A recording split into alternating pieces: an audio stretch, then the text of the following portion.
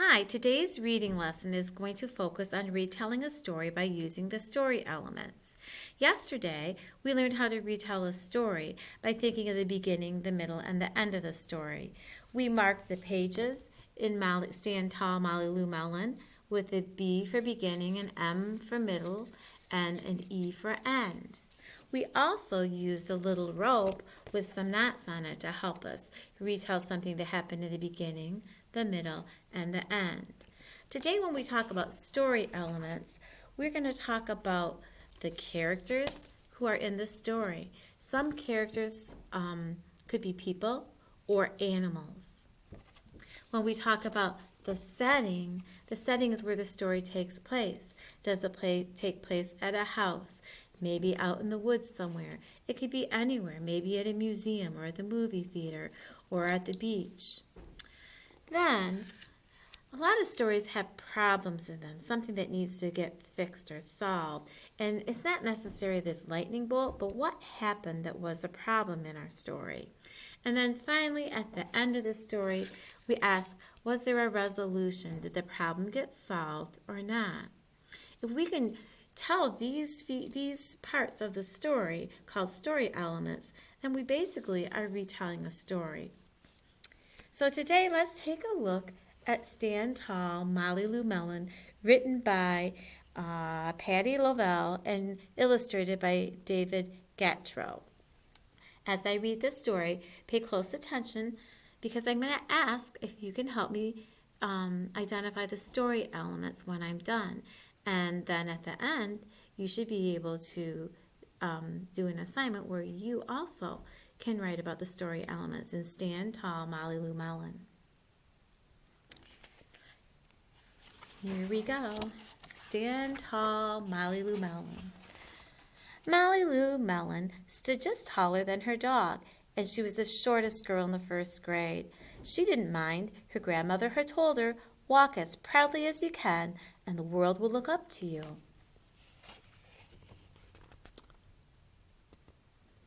And there she is. So she did.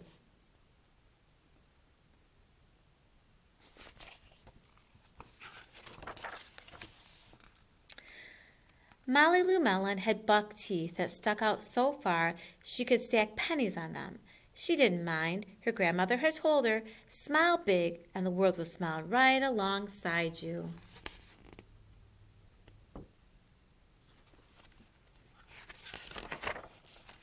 So she did.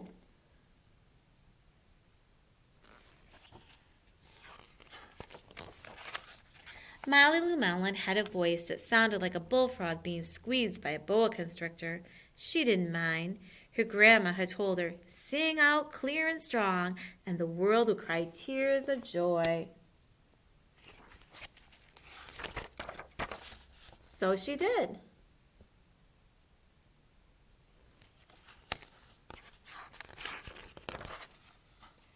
Molly Lou Mellon was often fumble-fingered. She didn't mind. Her grandmother had told her, believe in yourself, and the world will believe in you too.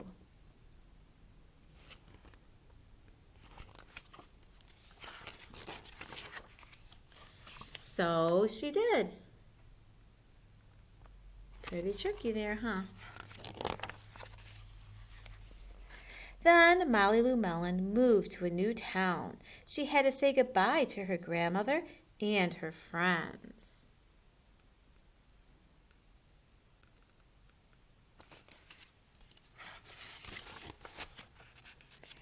And start in a new school.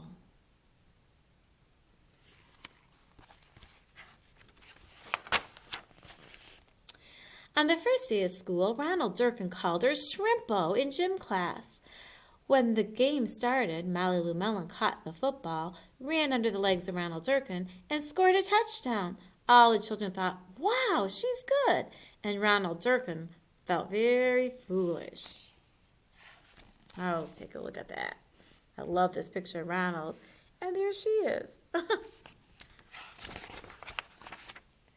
On the second day of school, Ronald Durkin called her Bucky Tooth Beaver.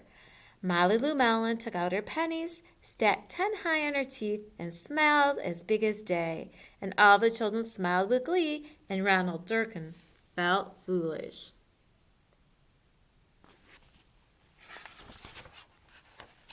On the third day of school, Ronald Durkin said, "You sound like a sick duck. Honk, honk." Molly Lou Mellon sang out, "Quack!" so clear and strong that it made Ronald Durkin somersault backwards, hit his head, and have to go to the nurse. All the children cried with joy to be free of Ronald Durkin for the rest of the afternoon, and Ronald Durkin felt very foolish.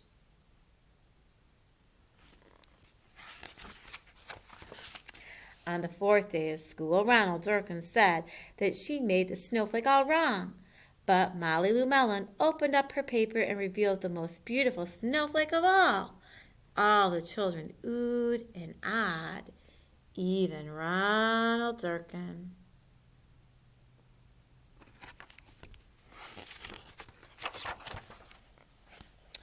On the fifth day of school, Ronald Durkin brought Molly Lou Mellon a stacking penny for her tooth, and he smiled at her.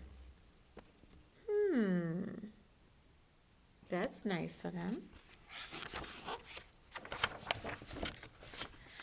That night, Molly Lou Mellon took out a pencil and a paper and wrote a letter to her grandma. "Dear Grandma, I wanted to tell you that everything you told me was exactly right. Love, Molly Lou Mellon." Okay, so I'm going to set this down and let's think. Do you know any of the characters in the book? If you said Molly Lou Mellon, that would be a character. She's the main character. So is Ronald Durkin. And maybe you even thought of her grandmother. Then, think of the setting. Where is this story taking place? You might have come up with two places. In the beginning of the story, she was in her house, so she was home. I don't know if you can see these pictures, but part of the story was when she was home, and the other part of the story was when she was at her school. Okay? So this one actually had two settings. What about a problem? Did Molly Lou Mellon have a problem in the story? I can think of one. Ronald Durkin was her problem. He kept pestering her, picking on her, making fun of her. He just wasn't being nice to her day after day after day. What happened? At the end of the story, did her problem get solved? The resolution was the end. And yeah, she just kept being herself, and Ronald Durkin ended up becoming her friend. He realized, everyone else likes her, and you know what? She wasn't so bad after all. And he even gave her a penny for her trick of balancing the pennies on her teeth. So sometimes in class, we'll fill in a chart. And I've made my chart for us to review, but it just basically would be a chart of paper that for each of our stories, sometimes we talk about the characters. And once again, I wrote Molly Lou Mellon, Ronald Durkin, and Grandma were the characters in the story. There were other smaller characters like the other kids in class, but those were the main characters.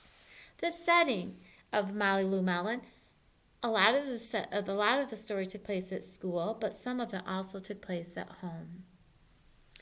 Then when we talk about the problem, Ronald Durkin kept making fun of her.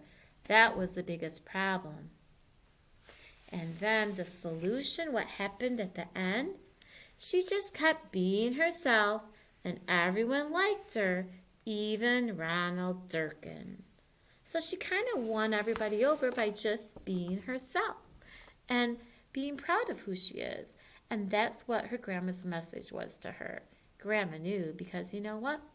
She probably was experiencing some of the same things as Molly Lou Mellon has when Grandma was little.